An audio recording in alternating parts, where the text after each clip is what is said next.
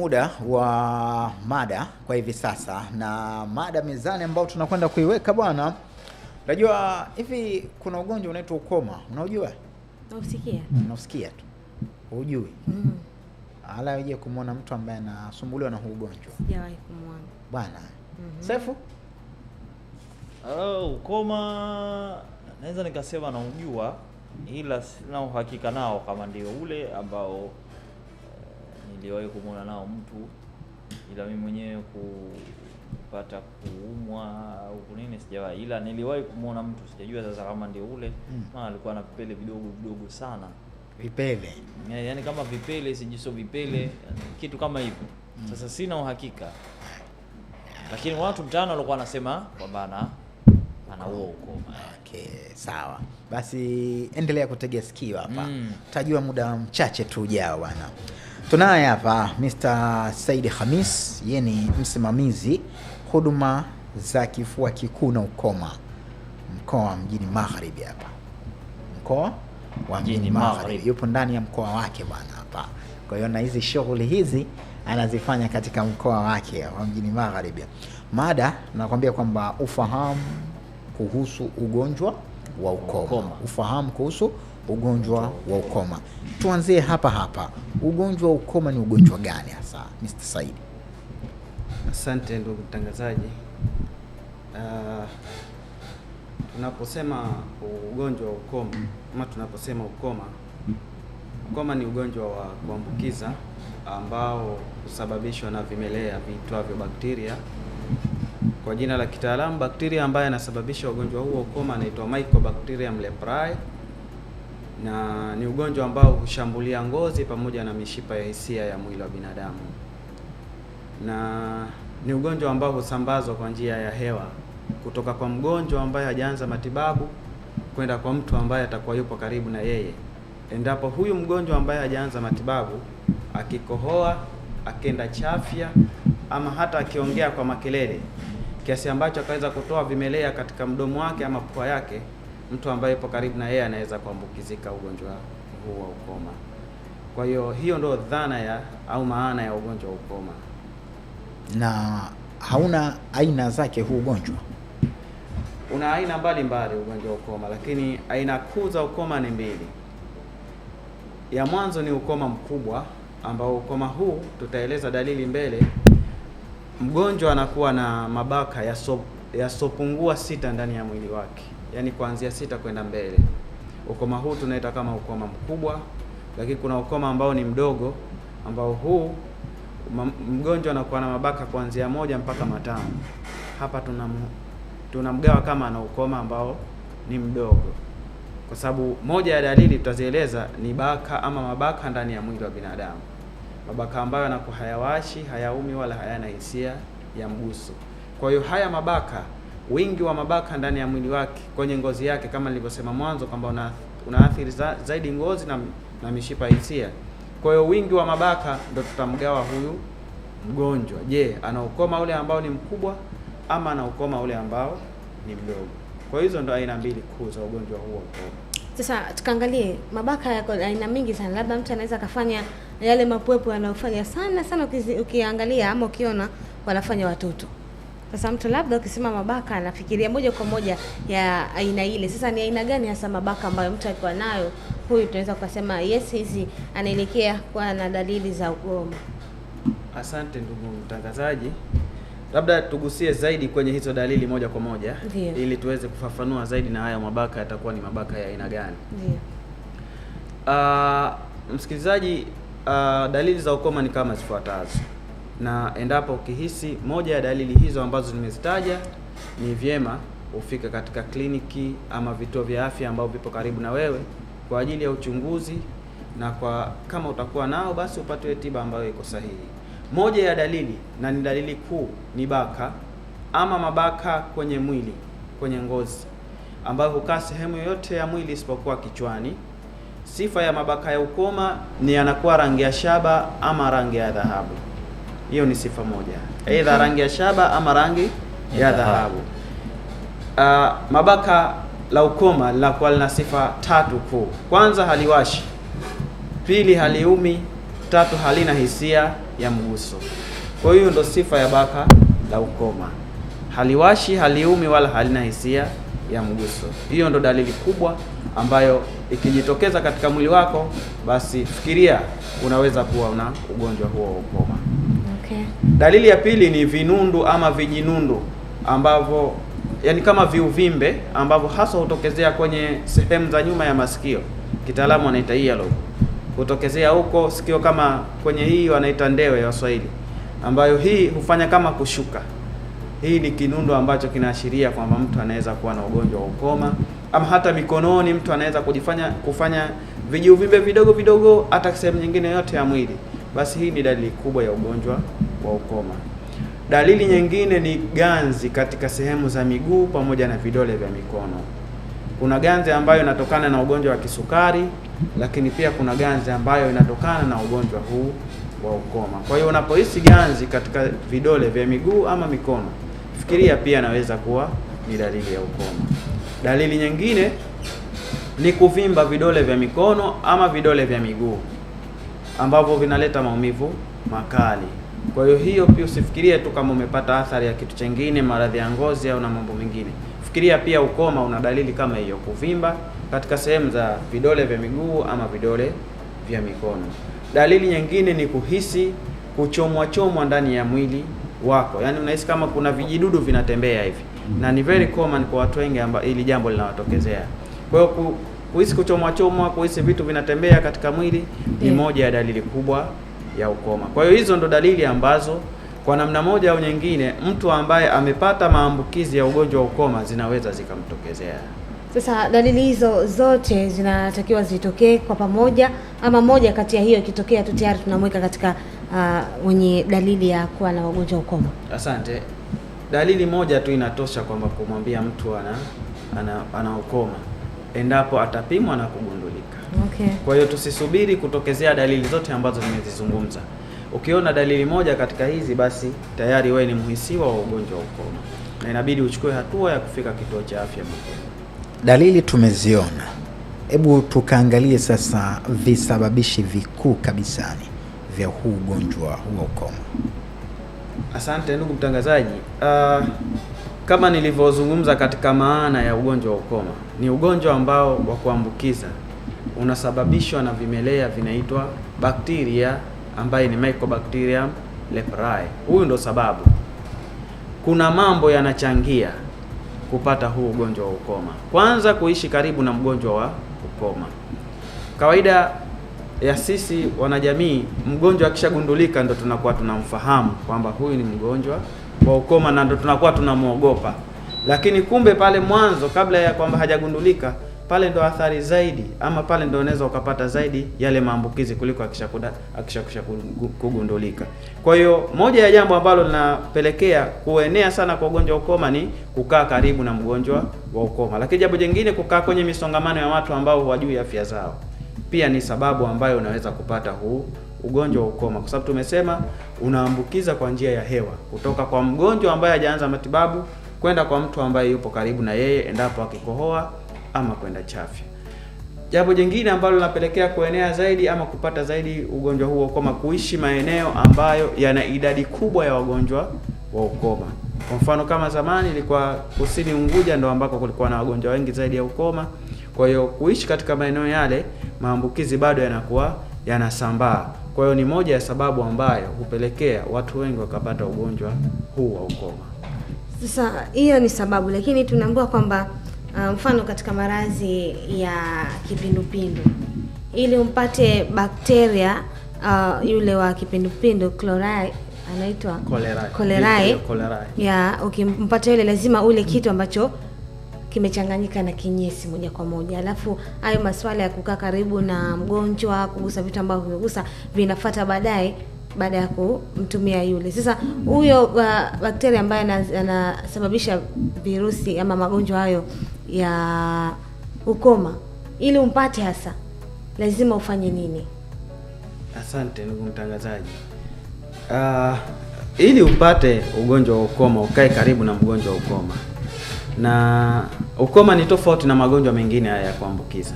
Okay. Kukaa karibu, kumgusa mgonjwa kumkumbatia mgonjwa ama kulala na mgonjwa wa ukoma, unaweza usipate ukoma. Ukoma ili upate, huyu mgonjwa ambaye ana vimelea vya ukoma awe amekohoa au amekwenda chafya bila ya kujiziba mdomo wake kwa kutumia mkono, ndo ana uwezo wa kutoa vimelea kupitia mdomo ama kupitia pua yake na kukuambukiza ambayo upo karibu na yeye. Lakini hauambukizi kwa njia ya kukamatana, wala hauambukizi kwa njia ya kushare kitu ambacho anakula yeye mgonjwa nawe ukala, wala hauambukizi kwa njia ya kuvaliana nguo, labda kushare sabuni, ingawaje tumesema unaathiri ngozi zaidi, lakini hauambukizi kwa njia hizo. Unaambukizwa kwa njia ya hewa.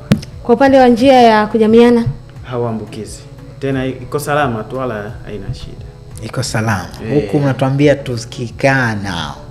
Tayari huko unapokuja kana ili upate awe amefanya mambo matatu niliyozungumza, ndugu mtangazaji.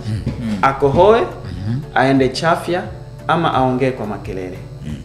Sasa mnaweza mkafanya kimya kimya. Okay, kwa hiyo yote inawezekana ikawa sababu kubwa zaidi ni mate tuseme, ama vitu ambavyo vinatoka mdomoni pamoja na sio mate.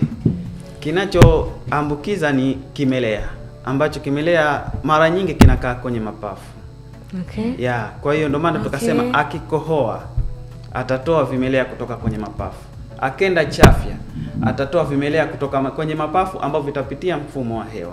Akiongea kwa makelele, mapafu pia anapata habari, anaweza kutoa vimelea. Kwa hiyo kama mtu atakuwa katulia tu mwenyewe, hana kashikashi, wala haina shida kabisa yani. Kwa maana kama atakohoa, yani mfano kama atakwenda chafya, akajiweka mkono hivi. Mimi nikikupa mkono wewe, tukikamatana, kama nikikusalimia, mimi mkono wako wewe kama utaupeleka puani ama katika maeneo ya kinywa, kuna uwezekano wa kupata hilo tatizo? Hakuna uwezekano wa kupata hilo tatizo. Na ni kwa sababu vimelea vya ukoma, hata vya TB na magonjwa mengine ya kuambukiza, vinakufa muda mchache zaidi vinapopata hewa ya nje. Kwa hiyo hata amekohoa, amekwenda chafya, akajiziba mkono, ukampa wewe mkono wako ukarudisha kwenye sehemu ya kinywa ama sehemu ya pua, hakuna uwezekano wa kuambukiza. Lazima upate direct kutoka kwake kuja kwako. Sasa ni hatari kiasi gani hayo magonjwa ya ukoma?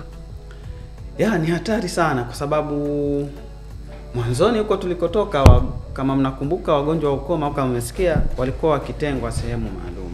Hii yote ni kuashiria kwamba athari za ugonjwa huu wa ukoma. Athari kubwa ambayo inaweza kutokezea ni ulemavu kwa mgonjwa wa ukoma. Na kama mnakumbuka, maeneo haya ya Darajani au maeneo haya ya mjini, kipindi cha nyuma kulikuwa na watu ambao wale wanaomba ambao kama wamekatwa vidole au wengine kama wamekatwa mikono hivi. Ile ni athari utokanayo na ugonjwa wa ukoma. Na wale hawajakatwa, vile vimelea vinafyonza mishipa ya fahamu kiasi ambacho inapelekea mpaka wanaweza kumaliza kiganja kizima ama wanaweza kumaliza mguu mzima. Kwa hiyo ndo hatari yake, ni ulemavu wa milele. Matibabu yake yakoje huu ugonjwa? Asante. Ugonjwa wa ukoma unatibiwa kwa mujibu wa mgonjwa tutakavomgawa. Kama nilivyozungumza pale awali kwamba kuna ukoma ambao ni mkubwa ama mpevu, na kuna ukoma ambao ni mdogo ama mchanga ambao bado haujakuwa. Haya matibabu yanatofautiana. Kwenye ukoma mdogo wanatibiwa kwa muda wa miezi 6 na wanatumia vidonge katika vituo vyetu vya afya mbalimbali ambapo vipo Unguja na Pemba. Na kwa upande wa ukoma mkubwa matibabu yake ni miezi 12, yani mwaka mzima. Kama mtu sasa ana hilo tatizo, umesema mdogo ni miezi 6, lakini sasa dawa hatumii ipasavyo, hapa kunawezekana pengine akatibu vizuri hilo tatizo, ama itakuwa ndo yale tu, hajafuata masharti? Itakuwa ndo yale. Kama dawa hutumii vizuri, maana yake vimelea havitakufa kwenye mwili wako. Kwa hiyo utakuwa na riski kubwa ya kuweza kupata ule ukoma mkubwa. Ukiacha riski kubwa ya kupata ukoma mkubwa, kuna riski kubwa ya kupata ule ulemavu ambao tumeuzungumza katika vidole vya mikono ama vidole vya miguu. Muda gani pengine inawezekana ikachukua mpaka mtu kuja kupata huo ulemavu, yani baada ya kuugua ukoma? Unaweza ukapata ugonjwa wa ukoma usipate ulemavu kabisa, na hususan ukiwahi mapema kabla hajakuletea athari yoyote kwenye mwili wako. Na unaweza ukaugua ukiwa tayari umeugua na umeanza kupata zile athari za ulemavu, hii tena haitazuilika. Utatumia dawa kuua vimelea kwenye damu yako mwilini, lakini hakuna dawa ambayo itarudisha mguu wako ama itarudisha kidole cha mkono wako. Hapo tumeelewa. Tupe tathmini kidogo, alau kwa uchache tujengee, ili tuzidi kupata mwamko, hali halisi hasa ya ugonjwa huu, hususan nataka nije katika ile eneo lako ambalo wewe ndio unalifanyia kazi zaidi, la mkoa wa Mjini Magharibi, ipoje hasa? Asante. Ugonjwa wa ukoma bado ungalipo Zanzibar, na kwa takwimu ambazo tupo nazo, ingaje haupo kwa asilimia kubwa kwa sasa, ni tofauti na kipindi cha nyuma, lakini bado upo. Na kwa takwimu ambazo zipo ni kwamba mwaka 2022 tuliweza kugundua wagonjwa 100 wa ugonjwa wa ukoma Unguja na Pemba. 2022 2023 wagonjwa 83 walishuka, na 2024 tuligundua wagonjwa 60 tu wa ugonjwa wa ukoma. Hii inaonyesha vipi? Hii inaonyesha kwamba ugonjwa bado upo, ingawaje unapanda na kushuka kwenye ugunduzi wake. Na unapanda na kushuka kwenye ugunduzi wake kwa sababu kuna baadhi ya vipindi tunaifuata jamii iliko kwenye kutoa elimu pamoja na upimaji wa ugonjwa huu wa ukoma, na ndio maana utagundua tunapata wagonjwa wengi zaidi. Kuna baadhi ya kipindi tunakuwa tunasitisha zile huduma kwa sababu ya ukosefu labda wa ufadhili na mambo mengine, kwa hiyo wagonjwa wanakuwa wanapungua zaidi, lakini kiuhalisia bado wagonjwa wapo katika jamii. Na Unguja ndo ambayo inaongoza kwa kugundua wagonjwa wengi zaidi, nadhani hata kwa population iko kubwa zaidi, kwa hiyo hata ugonjwa aina yote pia utakuwa unagundulika zaidi huko Unguja. Na inakadiriwa kwamba kuna 85% ya wagonjwa wa ukoma katika kisiwa cha Unguja na 15% katika kisiwa cha Pemba. Na kwa mkoa ambao unaongoza zaidi ni mkoa wa Mjini Magharibi, sababu kama tunavyotambua mjini ndio kila kitu. Kwa mtu atatoka shamba atakuja zake mjini, kama ana ugonjwa wake basi atakuja kugundulika huko mjini. Kwa hiyo kila robo mwaka tunaweza kugundua kuanzia wagonjwa 10 mpaka 15 wa ukoma katika mkoa wa Mjini Magharibi. Sasa huu ugonjwa una siku yake special kabisa, ni ambayo imewekwa kuadhimishwa kama ilivyo pengine kuweza kutoa mwamko kwa jamii katika maradhi mengine. Asante ndugu mtangazaji. Ugonjwa wa ukoma una siku maalum ya kuadhimishwa, na huadhimishwa kila Jumapili ya mwisho wa mwezi wa Januari kila mwaka. Na kwa mwaka huu nadhani itakuwa tarehe 25 ya 2026, Jumapili inayofuata hapa kesho kutwa inayofuata. Na tunaadhimisha kwa namna tofauti. Tumezoea kuadhimisha tuwe na sherehe, pawe na mgeni rasmi na mambo mengine, lakini taaluma imekuwa, teknolojia imekuwa, wataalamu wamekuwa wengi, washauri wengi. Tumeamua kupita kwanza kwenye vyombo vya habari kutoa elimu ili jamii kubwa iweze kutambua ugonjwa huu wa ukoma. Na tayari katika wiki hii ya maadhimisho, basi maafisa mbalimbali wa programu ya TB na ukoma wanapita katika vyombo vya habari kutoa hiyo elimu, lakini pia tunapita mashule kutoa elimu kwa wanafunzi na walimu wao, lakini pia kuwachunguza ugonjwa huu wanafunzi mmoja katika hayo mashule ambayo tunakwenda. Lakini tunapita katika shehia pia, shehia mbalimbali, hususan shehia za kusini na shehia za Mjini Magharibi na kaskazini na kwingineko kote, hususan na Pemba pia, katika kutoa elimu na kuwachunguza wananchi juu ya ugonjwa huu wa ukoma. Kwa hiyo haya ndo namna ya maadhimisho ya mwaka huu yatakavyokwenda. Kwa mtu pengine yeye mwenyewe tu binafsi, unajua kwamba wataalamu nyinyi mnakuwa mnatuambia tu tunafanya check up ya miili yetu kabisa, lakini sidhani kabisa kama kuna mtu hivi akasema tu nami nataka nikafanye check up hivi kwa ajili ya kuweza kucheki vipi ukoma nao sina, na ni ugonjwa miongoni mwa ugonjwa hatari kabisa. Labda kwa mtu amekwenda hospitali, upo uwezekano wa kusema tu kwamba naomba kufanya check up ya mwili wangu kuhusiana na ugonjwa fulani, na akafanywa hivyo vipimo, au vipimo kidogo shida? Vipimo sio shida, vipimo vinapatikana tena bila ya malipo, na inawezekana sana kufanyiwa endapo mwenyewe tu akihitaji, lakini pia endapo akiwa na dalili. Ugonjwa wa ukoma ni tofauti na magonjwa haya mengine katika kipimo chake. Kipimo cha ugonjwa wa ukoma lazima uwe na ile dalili nilizozisema, aidha uwe na baka katika mwili ama uwe na vinundu vile tulivyovisema. Sasa pale ndo ule mtaalamu anachukua sampuli kutoka katika ile sehemu ambayo imeonyesha ile dalili kwa ajili ya upimaji. Kwa hiyo ndio maana ukakutia watu wengi hawapimi hili kwa sababu wanakuwa bado hawajaonyesha dalili. Lakini unapoonyesha dalili tu, basi ni vyema mwambie kabisa mtaalamu nipime na ugonjwa huu wa ukoma. Na inawezekana, wataalamu wapo, vipimo vipo, tena vinapatikana bila ya malipo. Haiwezekani mtu akaupata alafu ikawa mwanzo hajaanza kuonesha dalili yoyote. Inawezekana. Na ndo hapo kila ugonjwa una kipindi chake cha kujitokeza, ambao kitaalamu anaita incubation period. Ugonjwa wa ukoma unajitokeza baada ya miaka 2 mpaka 5 mpaka miaka 10. Baada ya kuupata 2, 5 mpaka 10. Inategemea na nini? Inategemea na kinga yako ya mwili ilivyo. Kama una kinga ambayo ni imara zaidi, basi itakaa muda mrefu sana bila kujitokeza kitu chochote.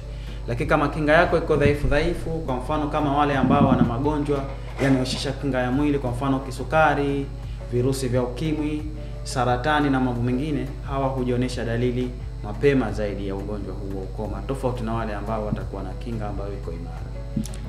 Kupitia 0676277927, hii ndio nambari yetu hapa.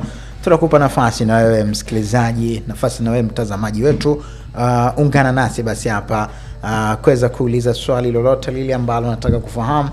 Kikubwa zaidi tunazungumzia kuhusiana na ugonjwa wa ukoma. Tunaye hapa Mr. Said Khamis, ambapo yeye ni msimamizi wa huduma za kifua kikuu pamoja na ukoma mjini Magharibi hapa. Yeye ndo mwenyewe kabisa anasimamia vyema kabisa haya mambo. Naamini kwamba tutusaidia sana, na kama tunavyojua ametuambia hapa Jumapili ya mwisho wa mwezi wa Januari. Kwa maana hiyo mwisho wa mwezi wa Januari, Jumapili hii hapa itakuwa ni tarehe 25, ndio tunakwenda kuadhimisha kabisa. Na kwenye maadhimisho kawaida huwa kuna kauli mbiu. Kuna kauli mbiu yoyote ambayo tunatakiwa tuondoke nayo ndani ya mwaka huu mpaka mwaka unaofuata hapo? Asante ndugu mtangazaji. Ni kweli kila maadhimisho basi yanakuwa na kauli mbiu, na siku ya ukoma duniani pia ina kauli mbiu yake ya mwaka 2026. Na kauli mbiu ni komesha unyanyapaa, imarisha utu kwa wagonjwa wa ukoma. Rudia tena. Komesha unyanyapaa, imarisha utu kwa wagonjwa wa ukoma. Hiyo ndo kauli mbiu ya mwaka 2026, siku ya maadhimisho ya ukoma duniani. Na kauli mbiu hii, kawaida ya wagonjwa wa ukoma hufanywa unyanyapaa kwenye jamii, kwa baadhi ya jamii na kwa baadhi ya watu, kwa sababu mtu akishakosa kiungo mara nyingi hufanywa unyanyapaa, au mtu ambaye ataonekana na mabaka kwenye mwili wake hufanywa unyanyapaa, watu mtenga au mweka chumba chake na mambo mengine. Kwa hiyo Shirika la Afya Duniani linashajihisha zaidi watu waepukane na unyanyapaa kwa wagonjwa wa ukoma, wawahisi kama ni watu wa kawaida, kama ni ndugu zao, wawasupport kwenye matibabu, wakae nao na wawape moyo ili waweze kupona zaidi. Mtu anapoanza kutumia dozi, inachukua muda gani pengine mpaka yeye kuwa hataweza kumwambukiza mwingine? Endapo akitumia vizuri dozi, ndani ya mwezi mmoja hawezi kumwambukiza mwingine. Sasa hauhisi pengine labda ni huo unyanyapaa wakati mwingine unakuja hapa watu kwa kutokuelewa hilo? Unyanyapaa unakuja kutokuelewa, lakini pia unyanyapaa ni namna mtu anavyomuona yule mgonjwa wa ukoma. Kutokuelewa ni jambo moja, lakini interest ya mtu pia ni jambo jingine ambalo pia hupelekea unyanyapaa kwa wagonjwa hao watu wa ukoma. Kwa sababu nilimekuuliza hivyo sababu nakumbuka miaka ya nyuma kabisa serikali ilikuwa imetenga maeneo maalum kabisa ya kukaa watu ambao wanasumbuliwa na huu ugonjwa. Kwa maana hiyo kipindi hicho ilikuwa bado haijaje ile teknolojia nzuri ya kuweza kuatibu, na watu pengine hatujui jinsi gani ya kuatibu, ndio maana kwa kumetengwa maeneo special kabisa kuhifadhiwa watu ambao wanasumbuliwa na ugonjwa huu. Namna nzuri ya kuatibu ilikuwa ipo na teknolojia pia ilikuwa ipo, lakini ilikuwa ni matakwa ya Shirika la Afya Duniani. ili kuepuka maambukizi mengi kwenye jamii, basi ni vyema mgonjwa awekwe sehemu, atumie matibabu yake kikamilifu ili mpaka amalize ndo arudi kwenye jamii. Lakini kwa sasa dawa zinapatikana katika maeneo yote, na waliona hivyo kutakuwa ni unyanyapaa mkubwa kwa wagonjwa hao wa ukoma kuwatenga katika maeneo maalum, na ndio maana wakaja na mbiu ya kwamba waweke katika vituo kawaida, wakae katika majumba yao kawaida, wawe wanatumia tu dawa vizuri ili kuepusha wengine wasipate yale maambukizi. Tunamalizia mazungumzo yetu hapa. Hebu tuambie vipi mtu anaweza kujikinga na huu ugonjwa? Asante. Kujikinga na ugonjwa huu, kwanza ni kuelewa dalili hizi za ukoma. Ukishaelewa dalili za ukoma, ni kuwashajihisha wale ambao utaona na zile dalili wafike vituo vya afya kwa ajili ya uchunguzi. Lakini jambo jingine ni kuwashajihisha wale ambao utawahisi wana dalili za ukoma, wanapokwenda chafya wajizibe mdomo kwa kutumia mkono ama kitambaa kilicho safi. Lakini endapo akitokezea mgonjwa katika mazingira yako ambayo unaishi ama katika mazingira yako ya kazi, ni vyema kumwahisha hospitali ama kumwahisha kituo cha afya kwa ajili ya uchunguzi na kwa ajili ya tiba zaidi. Na kwa labda katika kumwahisha kwake, yani jinsi gani pengine sasa mtu anatakiwa achukue tahadhari ya kuweza kujikinga, kwa sababu wakati mwingine chafya haziji kwa taarifa, au kikohozi nacho haiji kwa taarifa, na huyu pengine unakuta pengine ni mtu wako wa karibu, unahitaji pengine kumpeleka sasa hospitali kwa ajili ya kuweza kupata matibabu. Kumpa nafasi wakati wa kumpeleka hospitali. Ile tulikuwa tunaita mita moja. Ukae mita moja na yule mgonjwa. Hapo unaweza kuepukana na ukoma. Hata akenda chafya bila taarifa, akikohoa bila taarifa, basi wakati uko mbali kidogo, na nimesema vile vimelea vinakufa zaidi katika hewa hii ya kawaida. Kwa njia hiyo unaweza kuepukana na ugonjwa huo. Asante bwana. Naomba nipitie message chap hapa. Anasema anaitwa Isa King kutoka maeneo ya Chake Ngambo huko. Anasema maradhi ya ukoma yanasababishwa na nini? Isa King nadhani tayari kabisa mtaalamu hapa ameshatueleza kwa kina kabisa, na tukushukuru pia kwa kuwa pamoja nasi. Naomba tumalizie basi mazungumzo yetu hapa. Nataka kusikia nasaha za kwako kabisa. Asante. Kikubwa ni washajishi wa wanajamii au wananchi wanapoona mabaka ndani ya ngozi zao, wanapoona tofauti yoyote kwenye ngozi zao, basi ni vyema wafike vituo vya afya ambao vipo karibu na wao kwa ajili ya uchunguzi na tiba ya ugonjwa huo ukoma. Na kama huna ugonjwa wa ukoma, basi wataalamu watakutibu tatizo lako ambalo una. Tayari sisi tumekamilisha hapa kipengele chetu cha mada yetu ya siku hii hapa leo, na mada yetu ya leo bwana, tayari kabisa tumekuambia kikubwa zaidi tulikuwa tunazungumzia kuhusiana na issue nzima ya ufahamu kuhusiana na ugonjwa wa ukoma, ambapo ugonjwa huu huwa tarehe yake rasmi ya kuadhimishwa inakuwa ni Jumapili ya mwisho wa mwezi wa Januari. Kwa maana hiyo inakuwa ndio siku yake maalum kabisa ya kuweza kuadhimishwa, na kwa mwaka huu 2026 itakuwa ni tarehe 25 Januari 2026. Leo tuna Alhamis, Jumapili inayofuata hapa ndio tunakwenda kuadhimisha. Kwa maana hiyo ni issue nzuri kabisa kuhakikisha kwamba tunachukua tahadhari zote za kuweza kujikinga. Mtaalamu umetueleza hapa. Tunarudi baada ya muda mchache hapa na Ali Rashid Pizarro.